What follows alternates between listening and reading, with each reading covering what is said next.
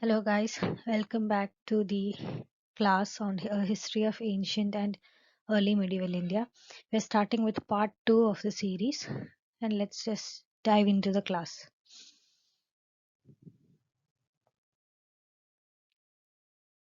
Yes, so we're starting with the Vedas. The Vedas are before we start with the Vedas, we have to speak about two types or two categories of literature. The first one is Shruti and the second one is Smriti. Shruti means that which has been heard. The Vedas are the typical example of Shruti. The sages or the saints heard this particular information and they wrote it down, and that is how Shruti literature emerged.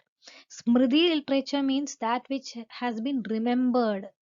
It is written out of memory, and the particular the things which happened over there has been remembered by some people and they wrote it down. So examples of Smriti literature is Vedangas, Puranas, epics, Dharmashastras and Upavedas. So the word Veda comes from the term knowledge with or with. Veda comes from the term with or knowledge. And there are four Vedas that we all know, that is Rig Veda, Samaveda, Yajurveda and Atharva Veda. And each Veda has four parts, that is Samhita, Brahmana, Aranyaka and Upanishad. So the Rig Veda consists of 1028 hymns which are arranged in 10 books or mandalas. Of these 10 books, 2 to 7 are the oldest books. Oldest 2 to 7 are called the family books of Rig Veda. They are the oldest. Okay. Samaveda consists of 1810 verses which are mostly borrowed from Rig Veda. Yajurveda contains the details of performance of rituals. So you have to remember that in Rig Veda there are 1028 hymns which are arranged in 10 books of or mandalas, out of which 2 to 7 are called the family books and 2 to 7 are the oldest. 1 and 10 are the latest and they are of mixed 1 and 10 are the latest and 8 and 9 are of mixed periods. They cannot be said to be new or old. They consist of mixed periods 8 and 9. Okay, so Samaveda consists of 1810 hymns. They are mostly borrowed from Rig Veda. Yajurveda contains details of the performance of rituals. So we spoke about Rig Veda, Yajurveda and Samaveda, and now we are here at Atharva Veda. Yeah, so Atharva Veda consists of latest hymns, spells and charms. And each Veda has four parts. They are Samhitas, Brahmanas, Aranyakas and Upanishad. Samhitas are the basic material or the mantra text of each of the Veda. Some post-Vedic texts are also called Samhitas. So what are basically Samhitas? Samhitas are basic material or mantra text of each Veda. Each Veda's mantra text is called Samhita. Brahmanas are prose explanations of the Samhita portions. Samhita portions, the detailed explanation of sacrificial rituals is there in this Brahmana part. Then comes Aranyakas. Aranyakas are an interpretation of sacrificial rituals in symbolic and philosophical way. Aranyakas consist of the interpretation of sacrificial rituals in a symbolic and philosophical way. Then comes Upanishads. Upanishads are the most recent parts of the Vedas and they deal with meditation, philosophy and consciousness, etc. They are 108 in number. Upanishads. There are 108 Upanishads. That is to be remembered by you. So basically we are speaking about the four Vedas: Rig Veda, Samaveda, Yajurveda and Atharva Veda. Of this we spoke about the three Vedas in the previous slide, and now in this slide we are speaking about Atharva Veda.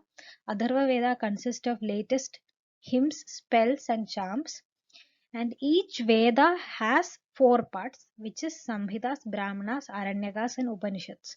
Samhitas are the basic material or mantra text of each of the Vedas. Some post-Vedic texts are also called as Samhitas.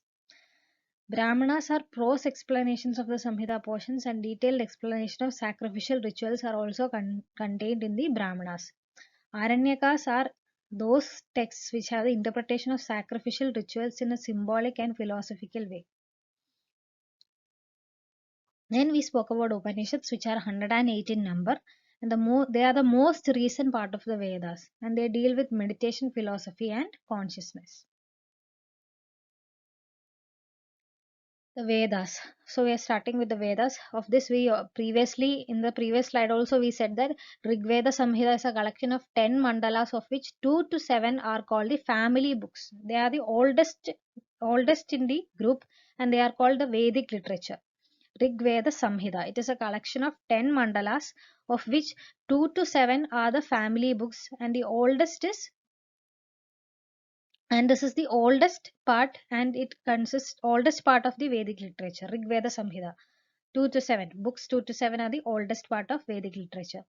1 and 10 are the latest, and youngest or the latest is 1 and 10. So we said that the book is, the Rig Veda is divided into 10 mandalas, of which 2 and 7 are the oldest, 1 and 10 are the youngest, 8 and 9 consist of mixed ages. They are later portions of the Samhita. They are later portions of the Samhita, and all other Vedic texts comprise later Vedic literature. Only one shaka of the many shagas of Rigveda survives. Rigveda has many branches or shakhas, of which of this only Shagalya Shaka survives. Shagalya Shaka is the only shaga of Rigveda that survives.